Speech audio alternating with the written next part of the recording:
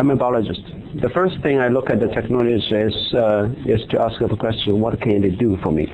Okay, and if you decide to use two-dimensional gel electrophoresis, I'll point out there are actually three major applications to my point of view.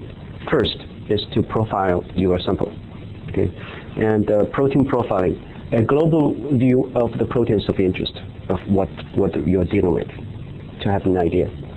Well, if you consistently do protein profiling, then you can move on for differential display, where you have different treatment of your sample, and then compare the protein profiles to find the difference.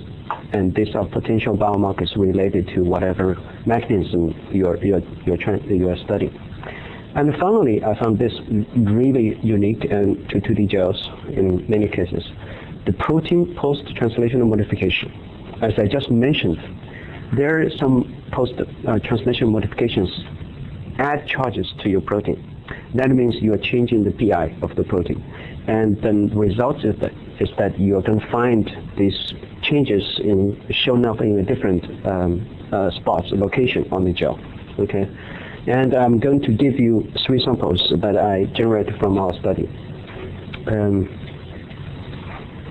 First, this is protein profiling, and this is the 24 centimeter 2D gel of 3-month-old mouse brain tissues. Okay, and so this single gel generates about 1,500 protein spots from this staining, and so basically this will tell me, okay, what do we have in this brain tissue sample, and get an idea what the distribution of the high abundance proteins and low abundance proteins. And so differential display is like this. So basically, if you can consistently generate high quality 2D gels, then you will have the confidence comparing between the gels.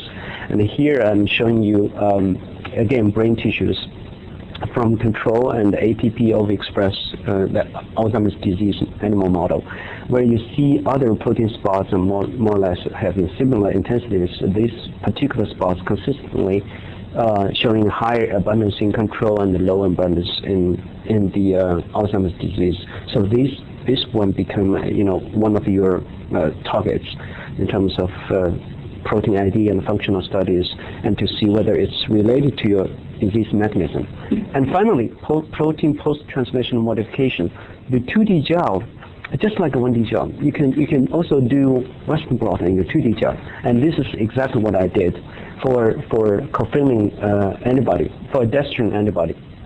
And so this is a control of the HeLa cells, and this is the HeLa cells that are treated with actin siRNA. Basically, we suppress the actin expression in there.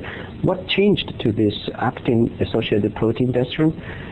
You can see that in the control you have a few spots, not just one spot, of the same size, but with different PIs. Okay, this is more basic. This is more acidic.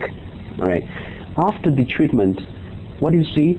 You see the protein level actually didn't change, but these spots getting weaker and they moved to more acidic area.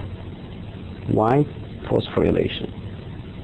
And we proved this with phospho antibodies. Applications, of course, rely on the whole workflow of 2D MS.